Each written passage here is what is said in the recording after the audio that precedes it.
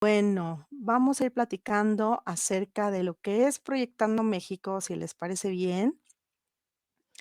Em, Como ustedes saben, bueno, los que sepan, los que estén al tanto de nuestras redes, Proyectando México es una iniciativa que tiene el país para dar a conocer los proyectos más influyentes de nuestra comunidad. Entonces, este espacio para nosotros es muy valioso porque además de que damos visibilidad a esos proyectos, pues conectamos con nuevos interesados, nuevos miembros y damos a conocer un poquito el talento de nuestro país. Entonces, si les parece bien, vamos a dar inicio a este segundo webinar. Les comentaba, este webinar está impulsado por los 5 capítulos del Project Management Institute en México y, la intención es que a través de esta colaboración nosotros podamos presentar, pues, por supuesto, los proyectos que están transformando nuestro país y adicional, en este año ustedes también van a tener un webinar adicional enfocado a empleabilidad para quienes están desarrollando su carrera profesional. Adicional a esta innovación que tenemos del equipo de Proyectando para este año, hay un plus. Este año estamos también lanzando la revista Proyectando México, la cual es una publicación digital que amplifica las historias de impacto, buenas prácticas y tendencias en la gestión de proyectos. Nuestro objetivo es claro: visibilizar el talento, los proyectos y las ideas que transforman a nuestro país desde la perspectiva de quienes lideran el cambio. Entonces, para que no se pierdan la conversación de esta noche, les recuerdo que el chat es suyo, es el espacio donde nos estaremos comunicando. Si tienen algún comentario, alguna felicitación, gustan conectar con algún colega, alguna pregunta para para nuestro ponente, también tenemos una sección de preguntas y respuestas en donde puedan dejar sus cuestionamientos para el ponente de esta noche. Al final de la sesión tendremos un espacio dedicado a atender estas preguntas y, por qué no, algunos otros comentarios que ustedes puedan tener. Entonces, sin más, me gustaría presentar a nuestro invitado de esta noche, eh, que es muy valorado por todo el equipo de Proyectando México. Su nombre es Giovanni Vega.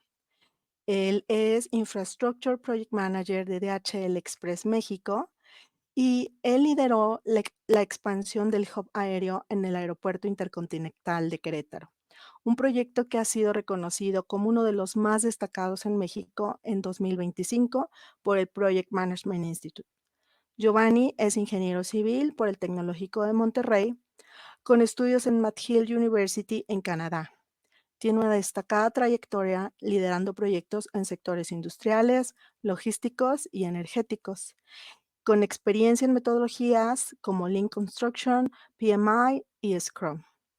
Sin duda, hoy vamos a conocer un caso inspirador sobre cómo se ejecutan proyectos de gran escala con excelencia, visión estratégica y enfoque en resultados.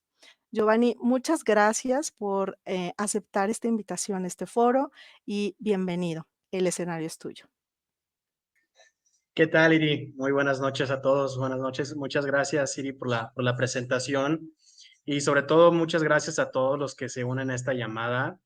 Sin duda alguna, es un honor poder tener la oportunidad de presentarles este proyecto y lo que fue esta experiencia del proyecto para DHL, ¿no? Entonces, listo, muy bien. Bueno, ya vimos un pequeño video de lo que es DHL y de cómo nos dedicamos a conectar paquetes alrededor del mundo y específicamente para este proyecto alrededor de todo México, ¿no? Entonces, antes de arrancar con toda la explicación de lo que es el proyecto, me encantaría iniciar con la parte de cómo funciona esta cadena logística, ¿no? Y es que para que podamos entender un poco del proyecto, debemos de entender cuál es la génesis de toda la cadena de valor que hacemos como DHL, ¿no? Entonces, bueno, la parte de cómo se estructura esta cadena logística inicia con la parte de primera milla, donde iniciamos con toda la parte de la recolección de envíos y a muchos de ustedes les ha tocado, ¿no? La parte de ir a entregar paquetes hacia las tienditas que tenemos, las tienditas retail que tenemos alrededor de México.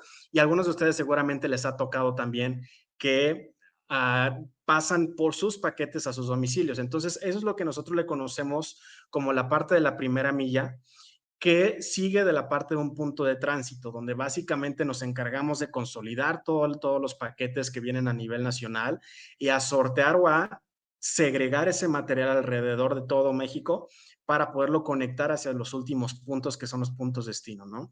Y finalmente en la parte de última milla, que es la parte donde ustedes seguramente conocerán todas las vans amarillas que van repartiendo todos los paquetes en cada uno de los domicilios. Entonces, bueno, así es como se conforma de manera muy, muy general la parte de la cadena logística y específicamente podemos ver que la parte del punto de tránsito está coloreada en un color rojo.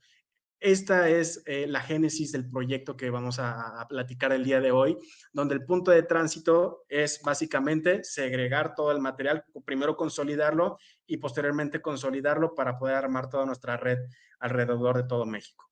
Entonces, bueno, vamos a pasar a los objetivos principales del proyecto y es que es más que evidente seguramente la parte de incrementar capacidad instalada, ¿no? Todos los proyectos que conocemos de centros de distribución, la parte primordial es poder incrementar esa capacidad instalada, pero como DHL también nos interesa mejorar las condiciones laborales y esta mejora continua de las condiciones de nuestros empleados. Y no es por nada que DHL al día de hoy lleva varios reconocimientos como una de las mejores empresas para trabajar en México. Cuando unimos estos dos mundos, las condiciones laborales y la parte de incrementar capacidad instalada, se complementa con la parte de mantener y robustecer la confiabilidad de la red, ¿no? Y es que es muy conocido que la parte del e-commerce y todo lo que se vino después de la pandemia vino a hacer un cambio completamente drástico en lo que es la parte de logística, ¿no? Y a partir de esto, nuestra obligación como DHL, pues el poder dar mayor confiabilidad a la red, como siempre lo hemos buscado, ¿no? Entonces, bueno, ¿por qué Querétaro? Bueno, aquí vamos a ver un pequeño mapa que va a ejemplificar. Tenemos una imagen por ahí de un monumento muy conocido. Quien les haya tocado visitar en algún momento Tequisquiapan seguramente lo han visto. Y es que Tequisquiapan tiene el centro geográfico del país, ¿no? Y en este centro geográfico, el aeropuerto de Querétaro se encuentra a tan solo 40 minutos de esta ubicación, que si vemos del lado derecho vamos a ver que las ciudades principales, por ejemplo, la Ciudad de México se encuentra a tan solo 2 horas de distancia del aeropuerto de Querétaro. Guadalajara se encuentra a tan solo 5 horas y Monterrey se encuentra a 8 horas. Estos tiempos, evidentemente, en un carro particular, pero creo que es un muy buen punto de referencia de por qué Querétaro fue una decisión estratégica por parte de la compañía, ¿no? Y al final también en el mismo mapa podemos apreciar lo que lo que es Baja California y la península de Yucatán, donde podemos ver los dos puntos más lejanos del mapa y que al mismo tiempo podemos ver cómo Querétaro sigue siendo este corazón, ¿no? Entonces, toda esta parte de Querétaro tiene mucho que ver con cómo llegamos más rápido hacia todos nuestros clientes. Entonces, bueno, habiendo platicado un poquito de todo esto del proyecto, de por qué Querétaro, de por qué una expansión y en qué punto de nuestra cadena de valor, específicamente en la parte de el punto de tránsito, vamos a platicar un poco de los puntos más relevantes del proyecto, iniciando por, este es el proyecto y ahora el centro de distribución más grande de Latinoamérica para DHL Express a partir de marzo 2025, que bueno, quienes hayan visto algunas de estas noticias, en marzo de este año hicimos la inauguración de este centro de distribución, donde le conocemos como una expansión en el sentido de DHL ya por varios años ha estado operando en el aeropuerto de Querétaro, pero bueno, lo que el proyecto trató fue una expansión para poder incrementar esta capacidad operativa, ¿no? Esto a través de una inversión de más de 120 millones de dólares, haciendo un redondeo bastante rápido, son más de 2,000 millones de pesos, que permitió una generación de empleos de 200 empleos directos y aparte 500 empleos indirectos para todo el proceso de construcción que esto implicó, ¿no? Desde poner la primera piedra hasta llevarlo a un proyecto que sea puesto en marcha de manera automatizada para segregar y sortear todo el material que ahí consolidamos en el aeropuerto de Querétaro. Entonces, ¿cómo hicimos todo esto? Bueno, es un complejo que a través de esta expansión llegamos a 30,000 metros cuadrados. y donde ahí albergamos todo el corazón de la operación aérea, ¿no? Es un centro de distribución, además, que tiene una certificación LEED Silver, la primera en México para DHL Express y la tercera en certificaciones LEED.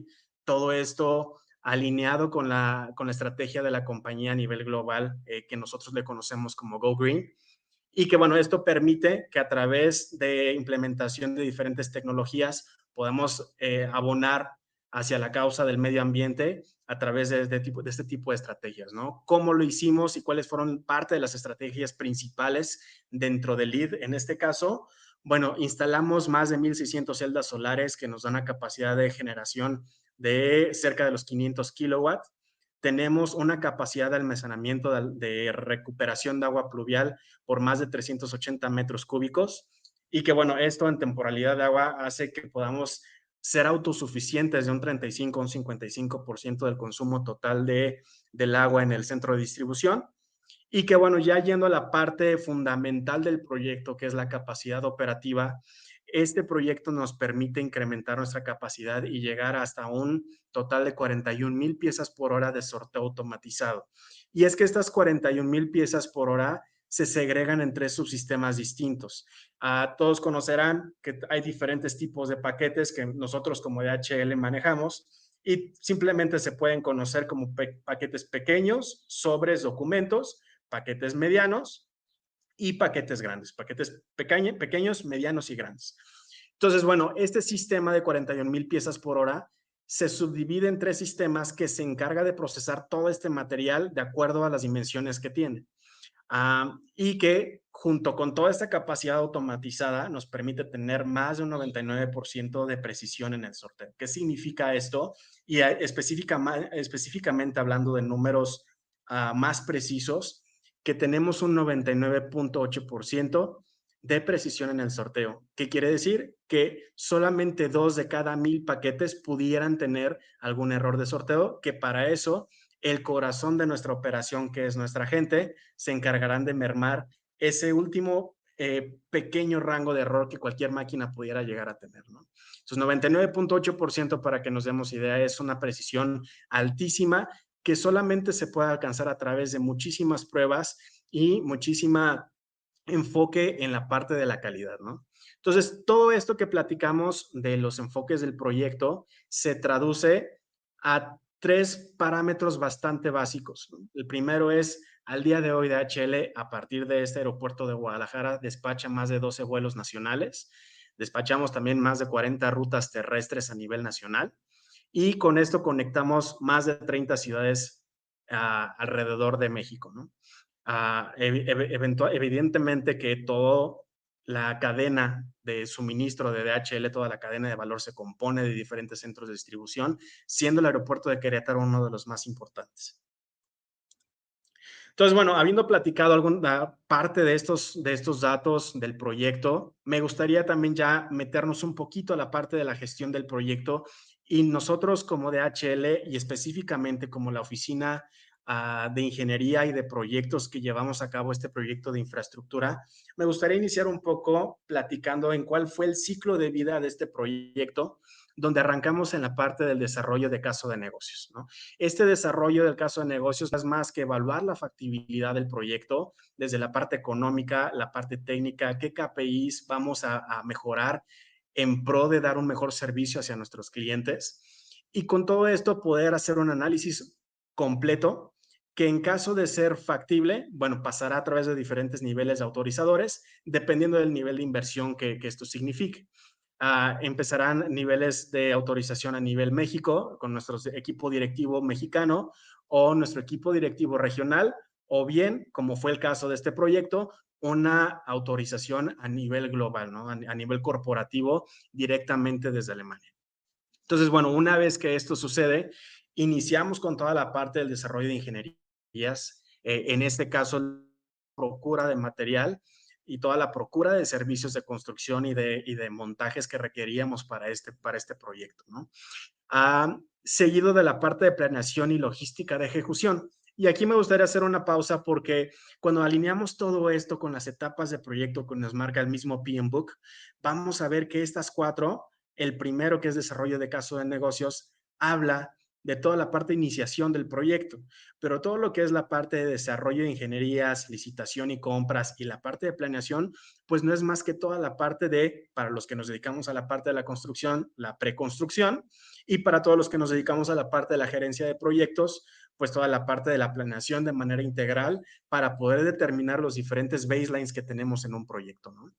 Entonces, volviendo un poco a la parte de la planeación y logística de ejecución, cuando estábamos trabajando en toda esta parte de armar cronogramas, predecesoras, sucesoras, rutas críticas y demás, nos dimos cuenta que el compilar tantas especialidades al mismo tiempo en un periodo relativamente corto de construcción como tal, implicaba hacer una cadena de valor también a nivel logístico de todo lo que iba a ser el ensamble de este rompecabezas, ¿no? Entonces, una vez que concretamos estos GANs y demás, que es parte fundamental de la gerencia de proyectos, pasamos a pensar a la parte de cómo lo vamos a integrar ya en el sitio y bajo condiciones reales, ¿no? Y en ese sentido empezamos a determinar secuencias de trabajo y flujos de trabajo que nos permitieran ir teniendo este valor ganado en el día al día. Pero al mismo tiempo, en un plazo muy corto, teníamos que integrar todas estas ingenierías y ejecutarlas básicamente de manera simultánea. ¿Esto a qué nos llevó? Básicamente a que teníamos que validar desde el momento de la manufactura de los equipos en qué orden se iban a tener que manufacturar y en qué orden se iban a tener que enviar, ya sea de manera local o de manera internacional hacia México, ¿no? Todo el proceso de logística para poder recibir los equipos en sitio, en este caso en el aeropuerto de Guadalajara, para que en ese mismo sentido de llegadas, como bien lo marca también la metodología Six Sigma, primeras entradas, primeras salidas, lo primero que fuera llegando a sitio fuera lo primero que fuéramos montando, ¿no? Y en ese sentido es como la logística se complementa con la parte del cronograma y la parte, digamos, estándar del gerenciamiento de proyecto, donde podemos no solamente visualizarlo en un Gantt, en una ruta crítica y en la parte metodológica, sino también en la parte de la constructiva del proyecto, ¿no? Y esta parte fue fundamental para que determináramos entonces la secuencia en la que íbamos a ir no solamente montando todo lo que estaba llegando, sino desde el inicio de dónde íbamos a empezar a excavar y dónde íbamos a terminar. Entonces fue una parte elemental poder entender y precisar esta parte de la logística. Una vez que tuvimos claro todo esto, pasamos ya a la parte de la construcción e implementación, donde pues eventualmente fuimos convergiendo todas las especialidades y en los debidos tiempos, hitos y fases, ir avanzando en esta integración del proyecto. Seguido de la parte de funcionalidad y comisionamiento, que bueno, para aquellos que se dedican a esta parte de la automatización sabrán que el poder lograr que una máquina nos dé una capacidad de 41,000 piezas por hora con un nivel de precisión del 99,8% implica N cantidad de pruebas, ¿no? En este caso, toda la parte de funcionalidad y comisionamiento nos implicó más de 10,000 paquetes dummies, le llamamos nosotros, o paquetes no reales, para poder hacer toda esta prueba y la puesta en marcha del proyecto y que pudiéramos validar que todo esto fuera a ser factible para todos los proyectos, perdón, todos los paquetes que íbamos a estar manejando de manera viva, ¿no? Todos los paquetes que íbamos a estar moviendo para cada uno de nuestros clientes. Entonces, la parte de construcción, pruebas y la parte de contratación de la cual ahorita vamos a hablar, no es más que la parte de la ejecución multifuncional que pudimos ejercer en este proyecto, ¿no? La parte de ejecución, como lo marca la parte del PMBOK. La parte de contratación no es más que tenemos la máquina, tenemos la nave industrial, ahora hace falta el corazón de la operación, que es todo el personal que necesitábamos, ¿no? Y con esto todos los esfuerzos de reclutamiento y de contratación que eran requeridos para poder dar vida a este proyecto. Y no solamente esto, ¿no? Sino también la parte de, tenemos ya al personal, ahora hay que entrenarlo en las dos vías fundamentales de la operación, la parte de operativa de quien mueve los paquetes, pero también la parte de mantenimiento de quien sostiene todo este poderío a nivel máquina y poder verdaderamente sacar todo el jugo de esta inversión, ¿no? Entonces, cuando empezamos con todos estos procesos de contratación, era importante poder tener un esquema bastante sólido en la parte de entrenamientos en estas dos vías que nos permitieran saber que las personas sabían exactamente cuál era la función en cada una de sus posiciones y también saber cómo teníamos que cuidar la máquina que acabábamos de instalar. Estas tres conforman la parte de ejecución y finalmente pasamos a la parte de soporte, estabilización y transición operativa, que también en la metodología la conocemos probablemente como la parte del cierre, ¿no? Y es que al ser un sistema tan grande, necesariamente hay un soporte y una transición que tenemos que dar, ¿no? Nosotros internamente en la compañía lo conocemos como un hypercare, en el cual nosotros estamos validando como equipo de proyectos en mancuerna con el equipo de mantenimiento y el equipo de operaciones que el sistema se esté comportando de manera adecuada. Porque a lo mejor tendríamos que recordar que todas las pruebas que hicimos durante un año aproximadamente siempre son pruebas en un ambiente idealizado, en un ambiente donde todas las cajas son perfectamente cuadradas con los tamaños a lo mejor más estándar que conocemos, pero en una operación normal vamos a saber que pues, hay paquetes pequeños, medianos, pero un poco grandes de algunos extremos que son un poco amorfos, algunos que tienen ciertos recubrimientos que no son muy amigables. Entonces, esa es la razón de ser del soporte y de la estabilización del sistema. El Ahí, poder, tenemos proyectos de IoT que nos permite tener esta habilidad de mantenimientos predictivos y también, ¿por qué no? Alguna eventualidad de mantenimiento a nivel reparaciones que tengamos que hacer y que esto pueda ser consolidado a través de los entrenamientos que fungieron en su momento, ¿no? Entonces, esto es cómo se integra todo este proyecto. Es un proyecto integral donde nuestra función como infraestructura es poder hacer un proyecto end-to-end o un proyecto llave en mano donde literalmente lo que hacemos es entregarle las llaves a nuestro equipo de operaciones, a nuestro equipo de mantenimiento y estar listos para operar, ¿no?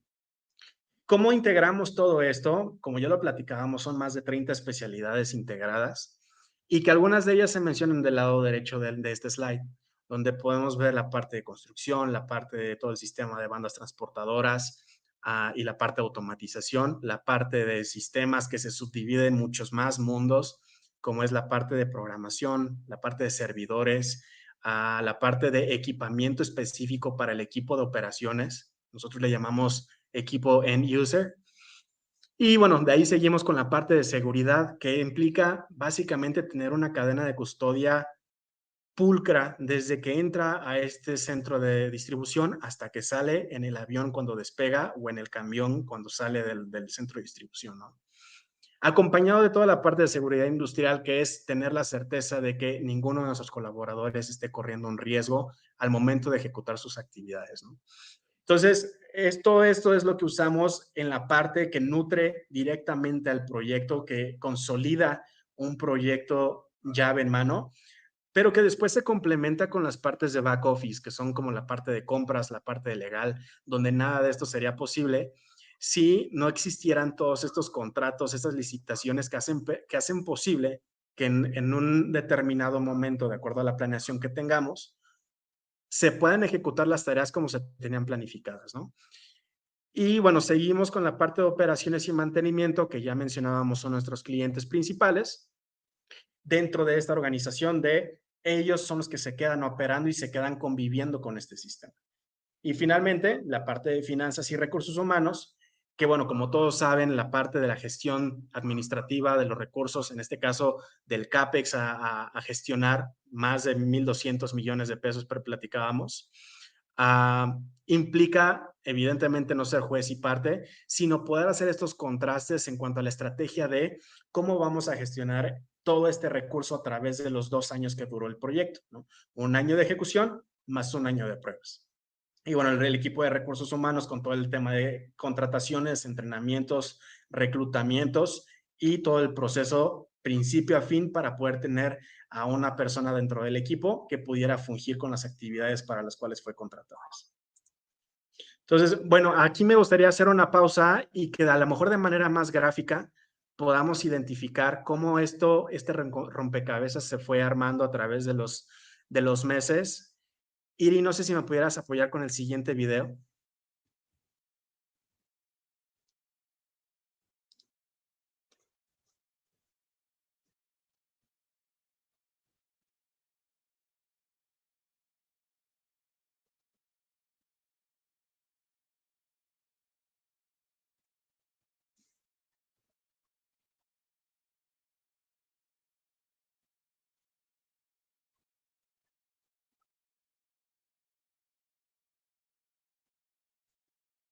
Creo que tiene ahí un tema de video, pero bueno, al final este es nuestro hub, donde procesamos más de 44 unidades, donde, bueno, ahí podemos ver diferentes tecnologías implementadas que nos permitan tener más de 41,000 piezas por hora y podemos observar los diferentes subsistemas que integran todo el sistema de sorteo que tenemos.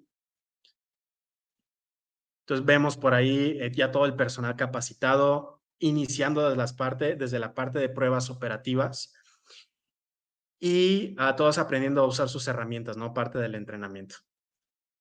Entonces, bueno, muy bien. Eso fue solamente un clavado a lo que fue la parte de la puesta en marcha del proyecto. Voy a regresar a mi pantalla.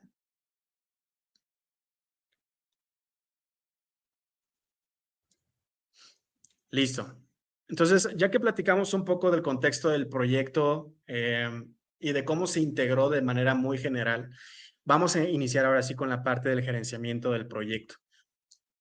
Y me gustaría iniciar con la parte del organigrama del proyecto, donde vamos a ver como figura central la parte el Project Manager, pero que este Project Manager también tiene reportes hacia arriba a los cuales debe de estar informando y comunicando de manera continua, ¿no? En una línea funcional y un reporte directo, es decir, a quien lidera a esta persona de gerente de proyectos, un servidor, es a nuestro gerente senior de la PMO a nivel México y reportes específicamente para el proyecto, nuestra oficina de infraestructura a nivel Américas, que controla toda la región América, así como nuestro cliente interno de operaciones y el comité que se formó alrededor del proyecto debido al nivel de inversión que teníamos en este proyecto, ¿no?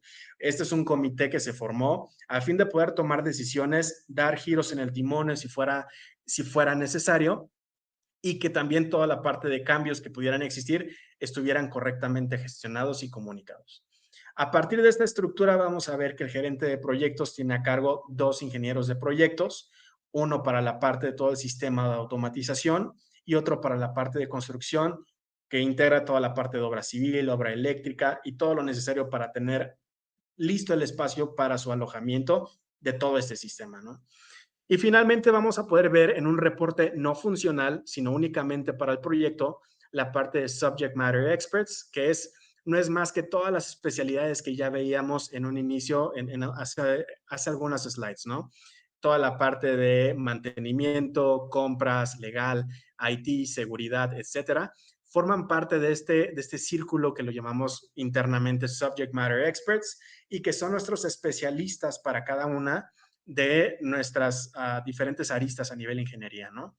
Pero algo muy importante a mencionar es que los ingenieros de proyectos van a poder ver que tienen una línea punteada hacia los SMEs o los Subject Matter Experts. Y esto es porque dentro de este proyecto y una de las lecciones aprendidas que vamos a ver más adelante de la implementación de este proyecto, el equipo de proyectos o la gerencia de proyectos tuvo que estar fungiendo en diferentes puntos con 2 diferentes gorras, ¿no? La gorra de gerencia de proyectos y project management y la gorra de ejecutor. Y esa gorra de ejecutor se traduce a todavía ser dueños de ciertas especialidades durante su implementación, que en algunos momentos era muy, muy delgada la línea en la cual a veces pasábamos de un extremo al otro, ¿no? Pasábamos de ver la parte estratégica del proyecto a pasar a ver la parte táctica y la parte de ejecución de cada una de las especialidades. Entonces, bueno, esta es una de las lecciones aprendidas que tenemos. Más adelante lo estaremos explicando el por qué. Pero bueno, una de las actividades clave que tuvimos como equipo de proyectos, y si yo tuviera que resumir toda esta implementación en ciertas acciones a nivel gestión de proyectos, yo las nombraría en la parte de integrar todas las especialidades que estuvimos integrando, comunicar toda la parte de estatus que teníamos, riesgos que teníamos, gestión de cambios que teníamos que validar, monitorear todo el avance del proyecto. Ustedes sabrán, tenemos un triángulo virtuoso en la parte de tiempo, costo y calidad, que básicamente es sagrado en el Project Management. Visualizar, y esta parte de visualizar refiere mucho a la parte estratégica de cómo vamos a implementar el proyecto y en qué fases lo vamos a ir haciendo para que podamos tener un buen fin en la puesta en marcha, ¿no? Y esto lo definimos mucho como un juego de ajedrez donde vamos a decidir si nos metemos por la izquierda o si nos vamos por la derecha y la racional que hay detrás de todo esto, ¿no? Y ese visualizar no es más que poder planificar en un corto, mediano y largo plazo para este proyecto y que podamos encaminarlo hacia donde necesitamos. Y finalmente la parte de liderar, donde lo que ya platicábamos son 30 especialidades integradas y donde las habilidades de liderazgo son elementales para que esto pueda salir adelante. Y finalmente, habiendo recapitulado todas esas actividades, lo que me gustaría rebobinar un poco y a lo mejor rescatar son dos actividades en específico de las cuales, de no hacerlas, las demás actividades pudieran no tener sentido, ¿no? Pudiéramos tener toda la metodología implementada, pero si no comunicamos y lideramos, difícilmente podremos tener un proyecto completamente integrado, ¿no? Entonces, creo que de estas actividades las que tenemos que destacar como project managers es la parte de comunicar y liderar equipos que aparte son multidisciplinarios y de las cuales de muchas de ellas ni siquiera pudiéramos tener el conocimiento técnico al mismo nivel que los subject matter experts, ¿no? Entonces se vuelve una labor más de especialización de liderazgo. Entonces, bueno, vamos a platicar un poco de cuáles fueron los fundamentos estratégicos del proyecto. Y esto nace a partir de saber que nos encontrábamos en un entorno cambiante, dinámico, rápido, y que por la misma necesidad del negocio y del entorno, este proyecto tenía que ser implementado a la brevedad posible, ¿no? Con todo la robustez que implica este proyecto, teníamos que hacerlo pues a la brevedad posible. Entonces, a través de eso tuvimos que lograr hacer dos cosas de manera simultánea, que seguramente ustedes sabrán, no es lo ideal dentro de una gerencia de proyectos, ejecutar y planificar de manera simultánea. Sin embargo, bueno, creo que muchas veces las necesidades del proyecto, las necesidades del entorno y las necesidades de lo que tenemos que entregarle como valor agregado a nuestros clientes, difícilmente se va a conciliar con los tiempos de planificación que quisiéramos, ¿no? Entonces, a través de reconocer este entorno, lo que hicimos fue definir cuáles eran aquellos ejes que nos iban a nutrir mientras íbamos avanzando en el proyecto. Una de las primeras, que está, vamos a leerlo del lado izquierdo a la derecha, viendo la pantalla, es la parte operativa, donde una de las premisas principales del proyecto es no podemos sacrificar la parte operativa en ningún momento. Y esto significa no afectar a nuestros clientes en ningún momento. Ya lo platicábamos que siempre hemos estado operando en el aeropuerto de Querétaro, pero al hacer esta intervención y esta integración, necesariamente teníamos que tocar el sistema que teníamos en ese momento, ¿no? Entonces, una de las mayores premisas que no podíamos violar es no podemos sacrificar la calidad en el servicio y no podemos sacrificar la operatividad. El segundo era aquellos puntos que son irremovibles y no negociables, aquellos parámetros dentro del marco del proyecto que de ninguna manera podíamos tocar, como son la parte del tiempo y la parte del costo. El reconocimiento del entorno, ya platicábamos un poco de un entorno dinámico en el que teníamos que terminar este proyecto a la brevedad posible, pero también con este mismo nivel de prioridad para poder brindar un mejor servicio a nuestros clientes. Entonces, en este sentido de adaptarnos como gerenciamiento de proyectos hacia la situación en la que estábamos confrontando, lo que hicimos fue implementar una metodología híbrida entre la parte ágil y la metodología convencional, como es la metodología en cascada, ¿no? La parte ágil fue implementada en toda la parte de preconstrucción y en la parte de planeación, donde pudimos acelerar y tener este valor ganado de manera mucho más breve y mucho más concisa, con resultados y entregables específicos, que eso era muy importante para nosotros en aquel entonces, ¿no? En la parte del desarrollo de la ingeniería era tener, bueno, en el caso de ya metiéndonos a la parte de la construcción, tener planos ejecutivos, tener la parte de la cimentación, pero también ya tener definida la parte de la secuencia, de montaje de todo el sistema automatizado que íbamos a tener dentro de la nave industrial. Y en la parte de la cascada, pues es dentro de la ejecución donde seguimos teniendo predecesoras, sucesoras, tenemos que formar una ruta crítica, pero además sabemos que no todas las especialidades se pueden dar de manera simultánea porque hay cosas que deben de suceder para dar pie a las siguientes. Entonces, bueno, esta parte ágil nos ayudó en un inicio, durante la etapa de planeación, a poder arrancar esta parte de las ingenierías de manera muchísimo más concisa y que pudiéramos detonar en los esfuerzos de arranque de obra a la brevedad posible, ¿no? Entonces, esta combinación es algo que nos ayudó mucho para poder acelerar y adaptarnos al entorno. La parte de los stakeholders fue igual fundamental y fueran parte de las cosas que definimos como prioritarias desde un inicio, el poder identificar todos los stakeholders que participaban en el proyecto, tanto internos como externos, conocer su nivel de influencia dentro del proyecto y también el nivel de impacto que le estaríamos generando, ¿no? Y en consecuencia, poder determinar aquellas comunicaciones que se tenían que dar de manera fundamental y cómo abordar ciertas situaciones al interior o al exterior, ¿no? Seguimos con la parte de planeación base, donde tenemos las fases e hitos en consecuencia del punto número uno. ¿Cómo vamos a implementar y a construir sin afectar la operación, sin afectar a nuestros clientes? ¿Y cómo vamos a hacer todo esto también reconociendo el entorno? Y esto nos dio como pie, pues bueno, que este proyecto se dividió en diferentes fases que permitieron esa operatividad, pero que también permitieron el poder tener un proyecto productivo a la brevedad posible. Y finalmente, sabiendo el entorno, sabemos también que tenemos que tener un alto nivel de confiabilidad y un bajo margen de error para que todas las integraciones que hiciéramos dentro de la ejecución fueran exitosas. Y eso nos llevó a hacer una validación robusta de todas las partes de ingeniería y la integración de cómo iban a fungir en el sitio una vez que se estuvieran instalando. Entonces, esta parte también se hizo dentro de una metodología ágil que nos permitió poder validar una gran cantidad de ingenierías de manera escalonada o por paquetes, es decir, toda la parte estructural, toda la parte de cimentaciones, poder liberar ese bloque mientras seguíamos con las revisiones a la par de las siguientes especialidades a implementar, ¿no? Entonces, esta parte también fue fundamental desde un inicio, poderla considerar dentro de nuestra estrategia para que podamos ir adaptándonos al entorno dentro del proyecto.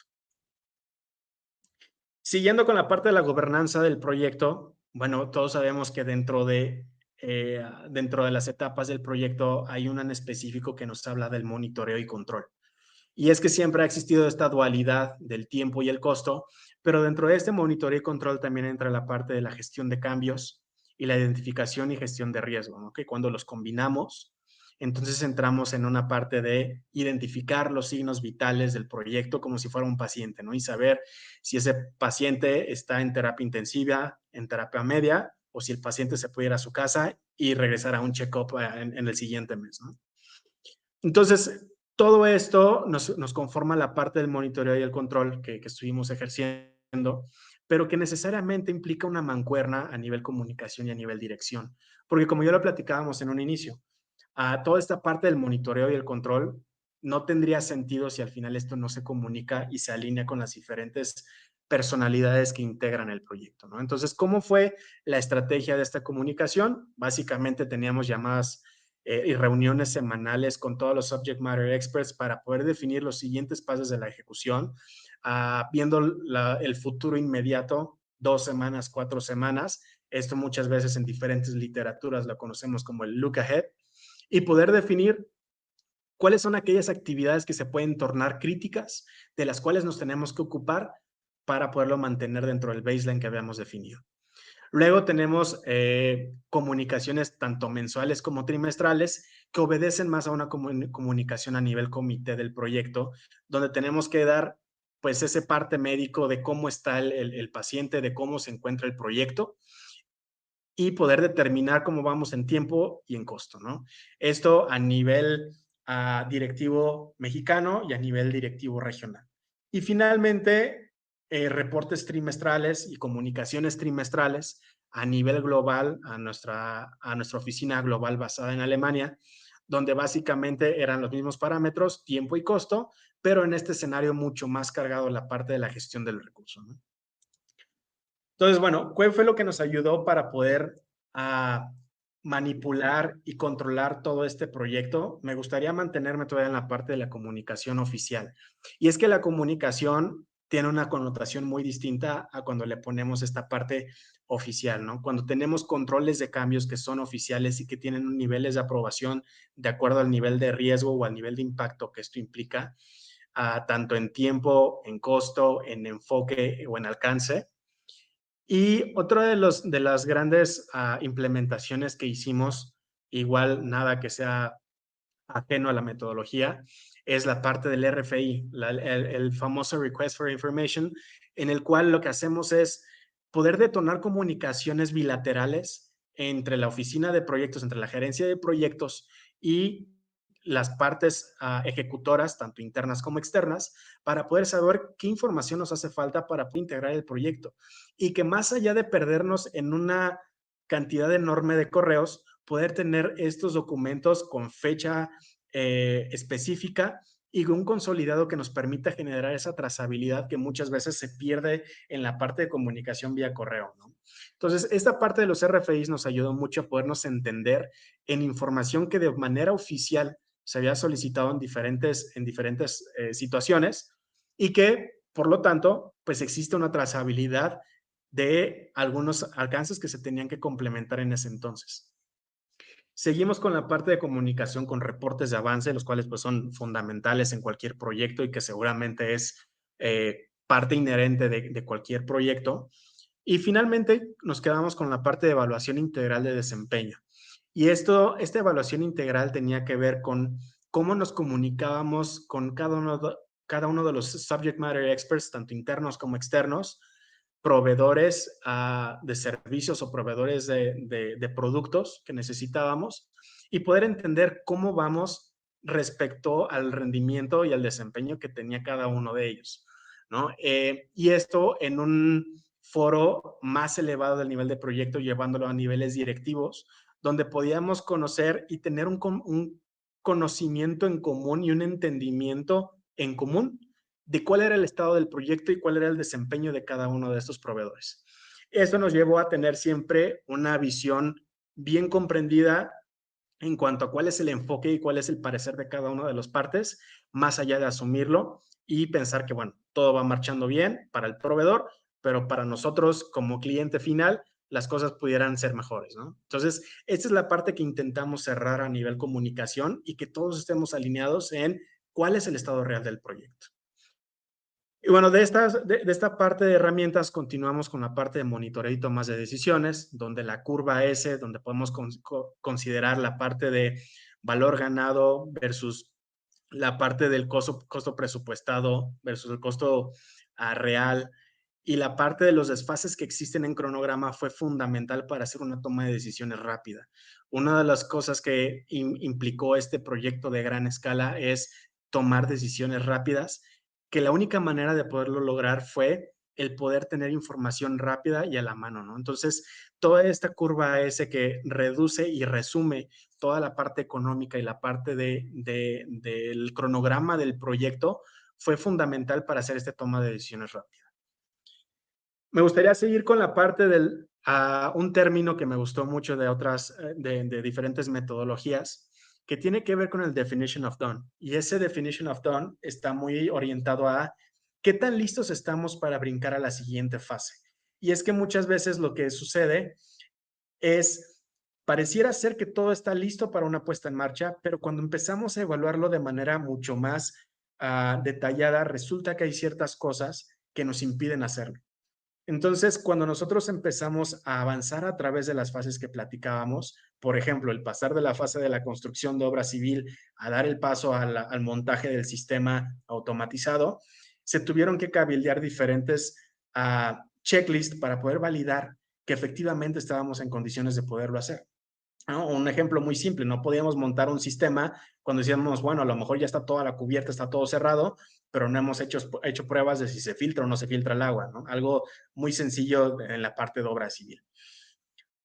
Y por otro lado, no podíamos pasar de un montaje del sistema a iniciar a pruebas que probablemente iban a ser no fructíferas cuando iniciábamos las pruebas de manera prematura. Y finalmente, no podíamos pasar de un entorno de pruebas a una puesta en operación si efectivamente no teníamos todas las casillas completamente llenas para poder decir, ok, estamos listos para poder operar. Entonces, este definition of done fue muy importante para poder alinear expectativas de manera cross-functional y poder validar que todos los equipos consideraban que las condiciones actuales eran las correctas para poder iniciar con la siguiente fase, ¿no? Entonces, la implementación de estos, al final se reduce nada más que un checklist y validar de manera exhaustiva si estamos listos o no para la siguiente fase. Esto fue fundamental para poder evadir diferentes riesgos que se pudieron haber materializado.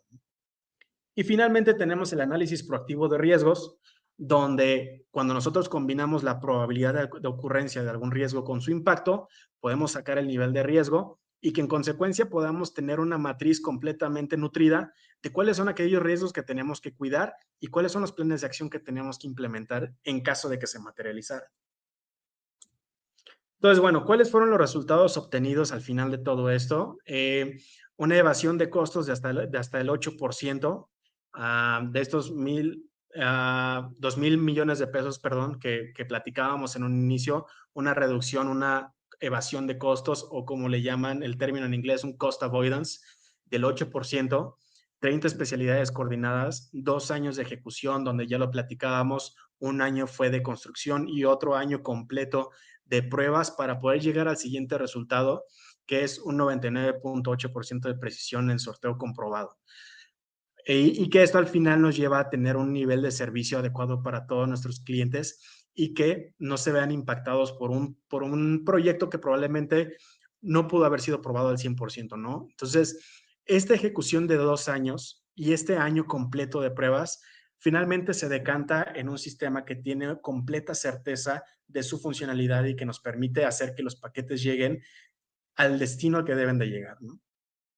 Y bueno, en la parte de todo el centro de distribución, todas las tecnologías que implementamos nos permitieron tener un 35% de ahorro energético, de todo el consumo que tenemos en la planta y de un 35 a un 50% de autosuficiencia en el agua potable. Finalmente, en la parte de gerenciamiento de proyectos, de todos los cambios que esto implicó, ah, hubieron al final una gestión de cambios sin desvíos críticos, que al final, rescatando el primer resultado, que fue una evasión de costos del 8%, logró financiar otros subproyectos que en su momento no fueron considerados dentro del alcance original, pero que al final, al paso de 2 años, las condiciones cambian, los factores también se ajustan y hay ciertos resultantes que tenemos que también contemplar en ese momento, ¿no? Entonces, esta gestión de cambios fue exitosa y que aquellos cambios que sí procedieron o aquellos alcances adicionales que se dieron, se vieron subsanados por este cost avoidance que logramos en aquel momento en lo que fue el proyecto principal, ¿no?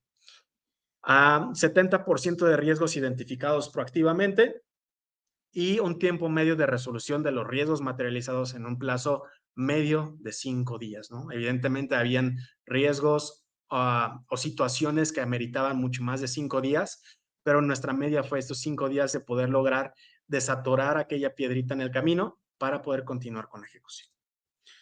Entonces, bueno, las buenas prácticas que tenemos es la definición de la estrategia que ya platicábamos, una gestión centralizada de los recursos a través de autorizaciones centralizadas del uso del CAPEX, identificación proactiva de los riesgos, ya lo platicábamos con esta matriz, y la implementación del Definition of Done, que abolimos N cantidad de riesgos a través de definir si evidentemente y efectivamente estábamos listos para dar el siguiente paso en el proyecto. Y bueno, como cualquier proyecto, también tenemos retos, oportunidades y mejora continua. No importa lo que hayamos hecho, creo que la comunicación asertiva sigue siendo un área a continuar mejorando.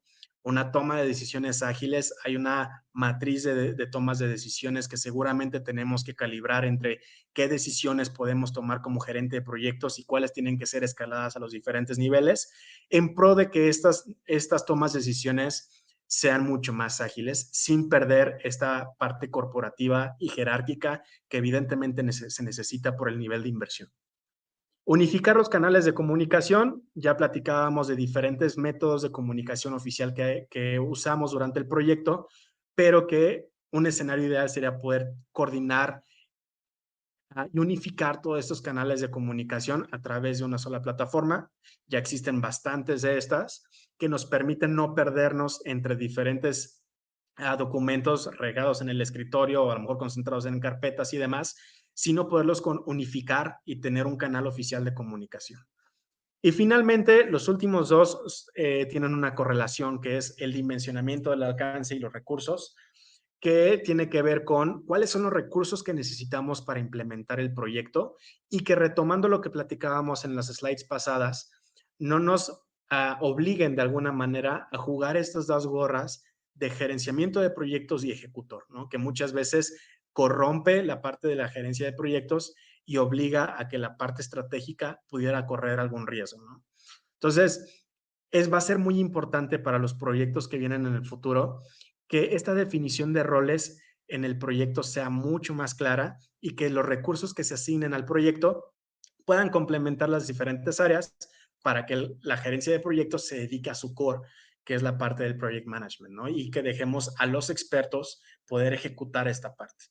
Entonces, bueno, creo que son de las áreas que nos llevamos como mejora continua, como oportunidades y como retos que tenemos que asumir en el futuro y que, bueno, seguramente tendremos que irlas practicando.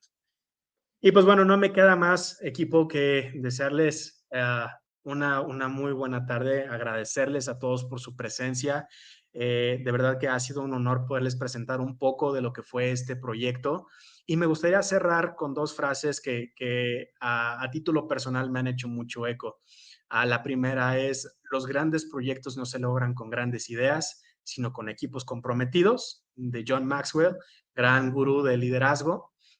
Y el 100% de lo que pueda hacer como persona no se supera, no supera el 1% de lo que puede hacer un equipo, ¿no? Y con esto me gustaría cerrar y dejar claro que si bien el día de hoy yo tengo el honor de poderles presentar este proyecto, sin duda alguna hay todo un proyecto y todo un equipo detrás que pudieron hacer que todo esto se diera, ¿no? A nuestro equipo de operaciones, a Octavio, Felipe, Andrés, a nuestro equipo de mantenimiento, a Miguel, a Norma y sobre todo también a nuestro gerente senior de proyectos, a Ricardo de Santiago, que sin tener todos estos esfuerzos en conjunto, pues jamás hubiéramos podido lograr este proyecto multifuncional y multidisciplinario, que al final, como ya lo mencionaban en un inicio, a una formación como ingeniero civil de ninguna manera puede darnos este conocimiento a nivel técnico, ¿no? Y al final todo esto se deduce a la parte de comunicación y a la parte de liderazgo, que justamente es el nombre de este webinar. Entonces, muchísimas gracias a todos. Y pues bueno, Iri, Dani, les regreso la pantalla. Muchísimas gracias a todos.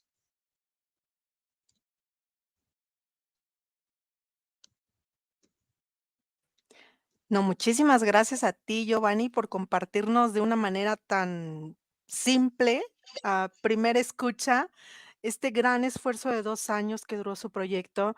La verdad que es, bastante gratificante escuchar cómo pudiste hacer un sumario de todas estas lecciones aprendidas y, bueno, estamos muy felices en nuestra audiencia por escuchar estos momentos de éxito que vivieron. A nombre de, bueno, antes de pasar al reconocimiento, me gustaría que revisáramos algunas de las preguntas que nos tiene nuestra audiencia. En la sección de preguntas y respuestas dejaron ya algunos cuestionamientos para ti y si me apoya el equipo, por favor, las podríamos ir publicando a continuación para que nos vayas dando tus comentarios. La primera es, ¿cuánta gente participó en el proyecto? ¿Qué software utilizaron para el control del mismo? ¿Fue un equipo multidisciplinario o multilocalizado? Supongo lo manejaron en cascada. ¿Algo de ágil? Bueno, fue una pregunta que como que sumó todas, ¿verdad? Te escuchamos, Giovanni. Sí, muchas gracias, Iri. Sí, justamente el headcount total de participantes en el proyecto fueron cerca de 50 personas participando directamente dentro del proyecto, no sin dejar de lado aquellas más de 500 personas que formaron parte de toda la instalación y de toda la construcción del proyecto. Entonces, más o menos a nivel proyecto, fue un equipo de 50 personas de diferentes especialidades, como bien lo menciona José Miguel, y que justamente eso me lleva al siguiente punto, un equipo completamente multidisciplinario, donde estaba la parte de sistemas, desde la parte de programación, la parte de automatización, ah, y también la parte de compras de legal para poder hacer que también todas las contrataciones que teníamos en DHL con objeto a este proyecto, pues fueran dentro del compliance de la compañía, ¿no? Y finalmente, sí, fue un proyecto multilocalizado en el sentido de, tenemos nuestra oficina corporativa en la Ciudad de México, muchos de nosotros teníamos que estar ubicados en la ciudad de Querétaro para fines del propio proyecto, y al mismo tiempo teníamos equipos a los cuales nos teníamos que comunicar en nuestra oficina regional basada en Estados Unidos o en nuestra oficina global basada en Alemania, ¿no? Entonces, sí hubo bastante integración de equipos multiculturales y localizados en diferentes partes del globo, y además de esto, sí, la parte de planeación fue muy enfocada a la parte ágil para poder lograr todos estos resultados y poder tener todo este valor ganado para poder iniciar con toda la parte de la construcción y empezar a generar valor, ¿no? Entonces, ¿cómo se compuso el proyecto? Fue parte de planeación, todo fue una metodología ágil a través de ciclos de 5 días, de 10 días, dependiendo de la complejidad de la tarea, con entregables que fueran muy consistentes y muy claros en cuanto a valor ganado. Y finalmente pasar sí a la parte de la metodología de cascada, donde tenemos una ruta crítica, donde tenemos predecesoras y sucesoras. En la parte de la ejecución, por la propia naturaleza de, hay cosas que no se pueden dar hasta que se tengan ciertos hitos alcanzados. Entiendo. Muchísimas gracias, Giovanni. La siguiente pregunta es, ¿de qué manera se conjuga la automatización con la carga en los aviones? Excelente pregunta. Muchas gracias, Carlos. Básicamente, cómo funciona el sistema es un sistema que funciona a granel o como le llamamos nosotros, bulk. ¿Qué es lo que pasa?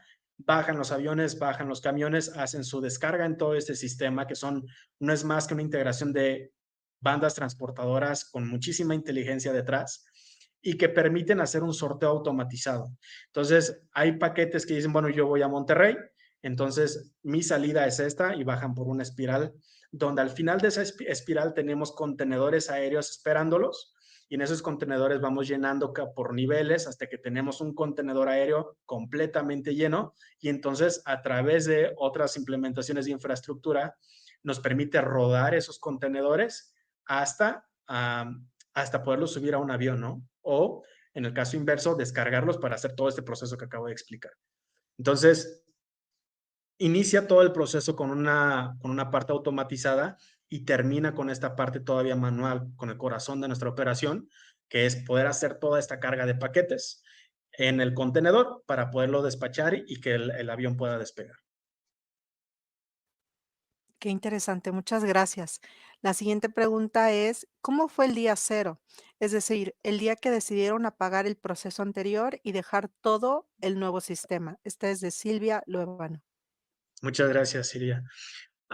Bueno, justo fue una transición, no fue un apagar y encender, fue más una transición en la que durante un par de meses, 3 meses, tuvimos que estar sí usando el nuevo sistema y buscar estas medidas de contingencia de qué pasa si algo sale mal en el sistema.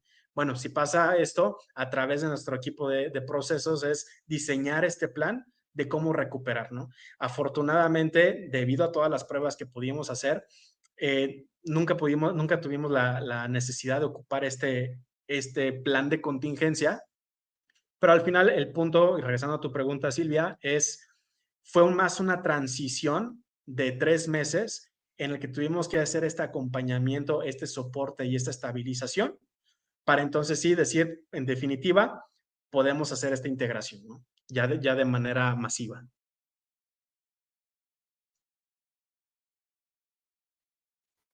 Excelente. Siguiente pregunta es, sabiendo que siempre hay ajustes versus el plan inicial, para un proyecto de este tamaño, ¿cuál fue el porcentaje de variación en las distintas métricas del triángulo del plan inicial versus el final del proyecto? Esto es de Bueno, Carlos Muciño. muchas gracias, Carlos. Bien, definamos qué es la parte del tiempo, costo y calidad, ¿no? La parte del tiempo, como ya lo platicábamos, es una implementación que terminó en marzo 2025 con toda la curva de aprendizaje concluida. En ese caso, el porcentaje de variación fue viéndolo hacia el alza, digamos un 0% porque nos mantuvimos dentro del cronograma. Dentro de la parte financiera, mismo caso, incluso ahí fue un -8% versus el recurso inicial que teníamos para este proyecto. Y finalmente en la parte de la calidad, que se traduce mucho al aseguramiento de la calidad que teníamos en cuanto a mantener ese nivel de sorteo que es importantísimo para que este proyecto tenga una razón de ser. Igual yo consideraría que pudimos cumplir con esa variación. Regresando a la parte de ejecución, ¿cuáles son los parámetros que definían si estábamos dentro de un problema en la ejecución? Es si teníamos un desfase del 0 al 5%, era un desfase todavía sano y fácil de recuperar a través de diferentes planes de acción. Si teníamos un desfase del 5 al 10%, era un semáforo amarillo para nosotros, donde las acciones tenían que ser mucho más tajantes y donde necesitábamos también todo el apoyo de nuestro equipo directivo, que siempre también estuvo ahí para poder dar esos giros en el timón que necesitábamos para recuperar. Y a aquellos desfases mayores del 10 al 15% ya lo considerábamos como un desfase completamente crítico y con acciones completamente inmediatas para poder retomar el curso. Gracias por la explicación, Giovanni. Seguimos. Claro. Gracias por compartir. Muy interesante, de José Miguel Renero.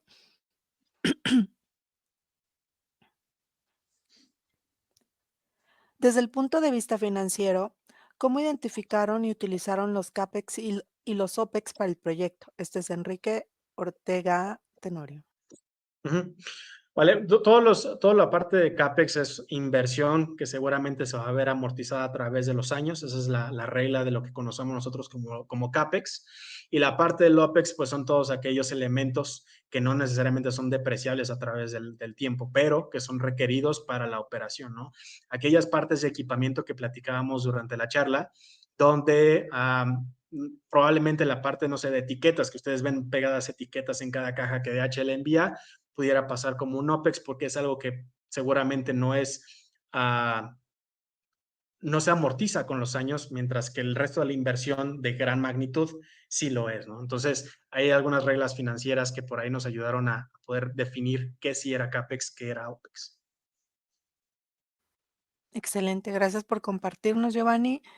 Siguiente pregunta, ¿utilizaron alguna herramienta para la gestión de la comunicación? De Judith Valderas. Sí, muchas gracias, Judith. Sí, usamos, dado que es un proyecto mayoritariamente infraestructura, usamos mucho BIM 360, donde fue toda la comunicación de planos de últimas versiones, de versiones que pudiéramos ver en línea, todos tener la misma información al mismo tiempo. Esa es la parte en cuanto a la parte de comunicación a nivel ingeniería. Y en la parte de comunicación a nivel ejecución, la parte de este software llamado Procore fue fundamental para poder lanzar todos estos RFIs y poder determinar también los avances que teníamos, reportes de avance y comunicación oficial con todos los integradores del proyecto. Creo que fueron los dos fundamentales. Sin embargo, insisto, una de las grandes lecciones aprendidas para estos proyectos de gran escala es poder unificar y poder tener un solo punto de comunicación hacia todos los stakeholders que conforman. Sin duda, gran comentario. Gracias, Giovanni. Dice Giovanni, más allá de la metodología o la industria, ¿cuál sería el mayor aprendizaje de este proyecto que podrías compartir a cualquier PM, ya sea que esté comenzando o tenga años de experiencia? Wow, gran pregunta, Ricardo Soto. Gracias, Ricardo. Sí, yo creo que el, es muy delgada la línea en cuando tú eres un gerente de proyectos y cuando te pasas a la parte de ejecución. Esa fue una de las grandes lecciones que tuvimos en este proyecto. No podemos pretender mezclar estas dos especialidades, ¿no? Una fungiendo como un especialista y el otro como una parte estratégica. Y que muchas veces nos podemos perder en el camino, nos podemos perder y que en la misma ejecución del proyecto y en la misma inercia del proyecto nunca retomemos esa parte estratégica de lo que es este project manager para el proyecto, ¿no? Entonces, ese para mí es el mayor aprendizaje y creo que muchas veces, independientemente del nivel de experiencia que podamos tener, podemos llegar a recaer en esto, ¿no? En este punto de pasarme a la ejecución y no retomar la parte estratégica de lo que representa el gerente. Muy bien. ¿Qué plataforma usaste en la gestión de tu proyecto? Creo que esta más o menos ya la habíamos respondido, pero bueno, si quieres complementar algo más, adelante. Sí, sí, muchas gracias. Es la parte de, bueno, el MS Project fue fundamental, BIM 360, Procore también fue bastante importante y fueron las 3 fundamentales que estuvimos usando a través del proyecto. Muchísimas gracias. Y no sé si hay otra pregunta por ahí, equipo.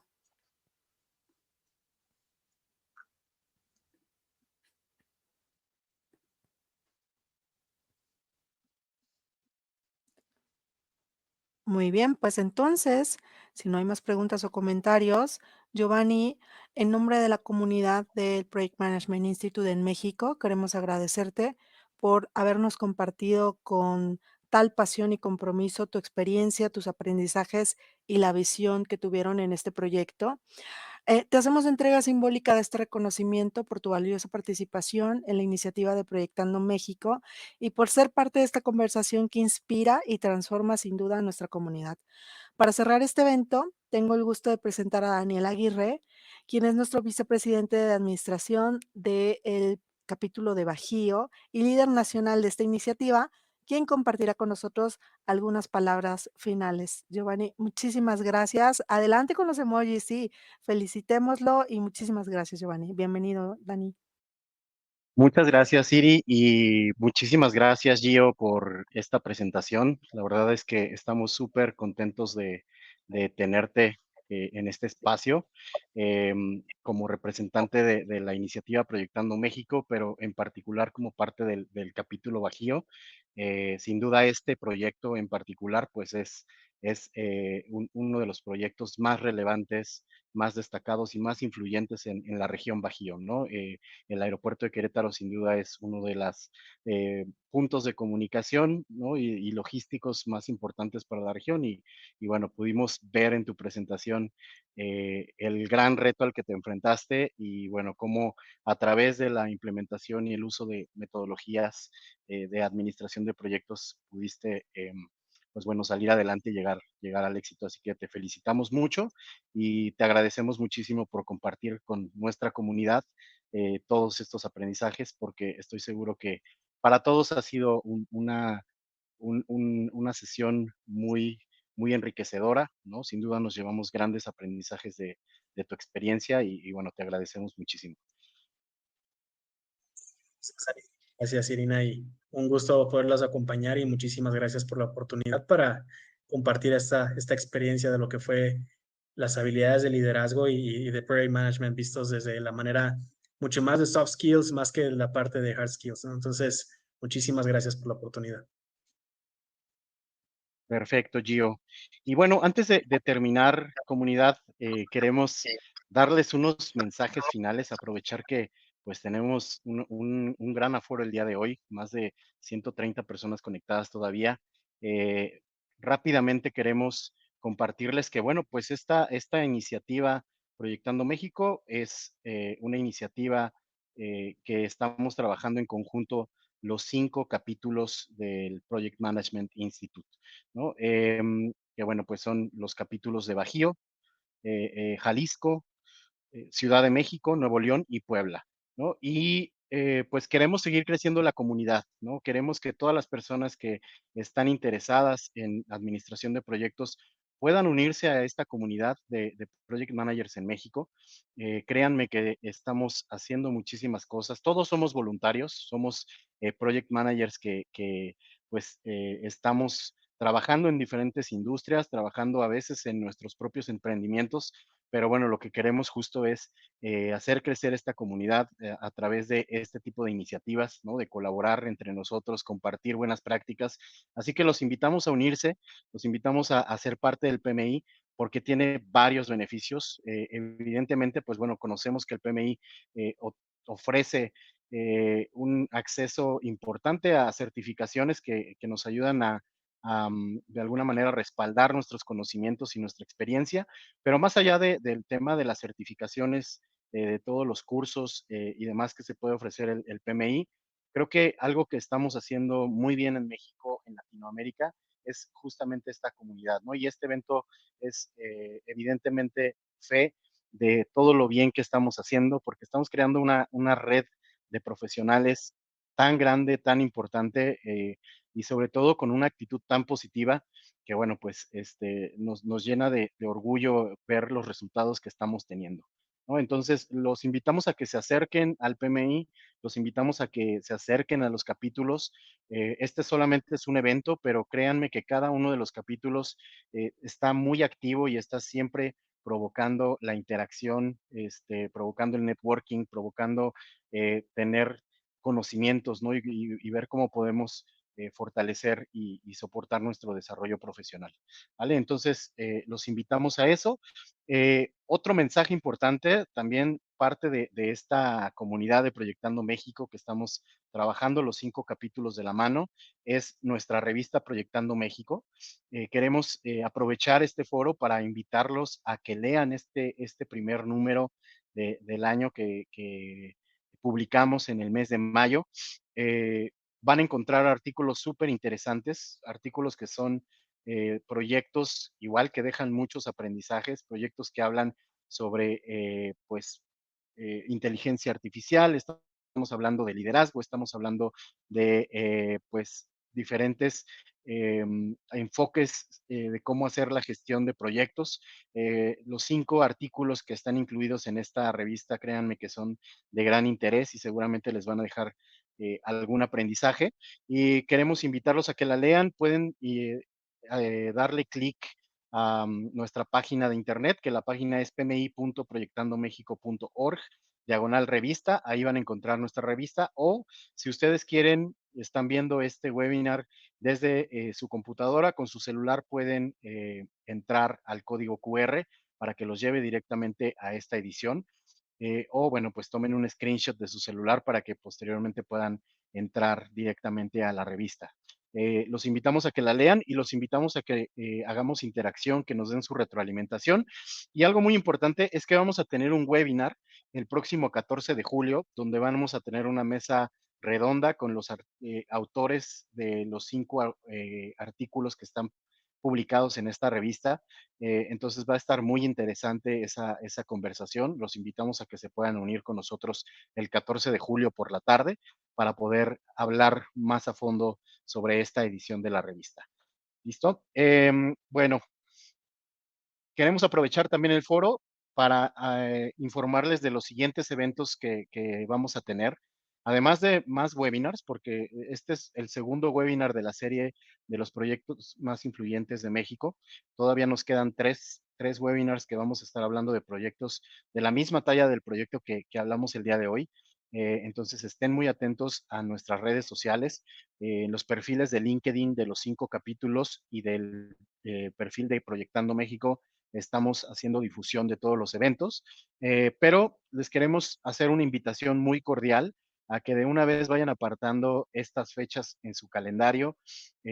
Si no están ubicados en estas ciudades, pues los invitamos a que puedan programarse para poder visitar las ciudades de Querétaro, de Puebla, Ciudad de México, Zapopan y Monterrey, porque ya se acercan las fechas de nuestros congresos internacionales, ¿no? El 5 y 6 de septiembre en el Marqués Querétaro es el Congreso Internacional de PMI Bajío. El 19 de septiembre en la ciudad de Puebla, el Congreso de PMI Puebla. El 26 y 27 de septiembre en la Ciudad de México vamos a tener el PM Tour, que también organiza el PMI de la Ciudad de México. El 3 de octubre en Zapopan, Jalisco, vamos a tener una fiesta de 15 años porque el PMI Jalisco está festejando su 15º Congreso Internacional, así que los invitamos a que asistan a Zapopan. Créanme que va a ser un evento espectacular el que está preparando el PMI Jalisco. El 31 de octubre, en la ciudad de Monterrey, Nuevo León, también vamos a tener el Congreso Internacional de PMI Nuevo León. Entonces, los invitamos a que aparten estas fechas. Son de verdad, los 5 son eventos espectaculares en donde tenemos speakers también espectaculares, tenemos talleres, tenemos actividades, espacio para la convivencia, para la diversión. Entonces los invitamos a asistir a estos eventos y que, bueno, podamos conocernos personalmente. Y bueno, algo que queremos solicitarles es que nos den su retroalimentación. Pueden entrar directamente a este código QR para poder dejarnos su retroalimentación. También estamos colocando en el chat em, la liga para poder dar la retroalimentación sobre este webinar. Como buenos project managers, queremos tener lecciones aprendidas, entonces toda su feedback es bien recibido y créanme que lo utilizamos para poder mejorar la experiencia del siguiente webinar. Entonces, los invitamos a que nos dejen esa retroalimentación y todos los que están en busca de PDUs para poder, pues bueno, tener suficientes PDUs para sus certificaciones, pues bueno, vamos a estar acreditando 1.5 PDUs a todos aquellos que hayan asistido al webinar y que nos dejen su retroalimentación. Entonces los invitamos a que puedan empezar a dejarnos su retroalimentación para poder responderles un correo con el código. Y bueno, por último, pero no menos importante, en Capítulo Bajío contamos con socios patrocinadores súper importantes que nos ayudan con su patrocinio, pues a crear eventos de gran calidad y bueno, a seguir creciendo nuestra comunidad. Y bueno, queremos hacer mención específica de nuestros 4 patrocinadores platino que tenemos en el Capítulo Bajío. El primero es Cosmovit, que bueno, si ustedes están interesados en encontrar soluciones tecnológicas innovadoras, enfocadas en transformación digital, enfocadas en industria 4.0, nearshoring, créanme que el equipo de Cosmovit es un equipo súper profesional y con toda la capacidad para poderlos apoyar. También el equipo de Kinectara es una consultoría especializada en gestión de proyectos. Ellos están enfocados en metodologías ágiles, así que bueno, si ustedes están en busca de una consultoría para poder desarrollar algún sistema, algún proyecto que requiera metodologías ágiles, créanme que Kinectara es la opción.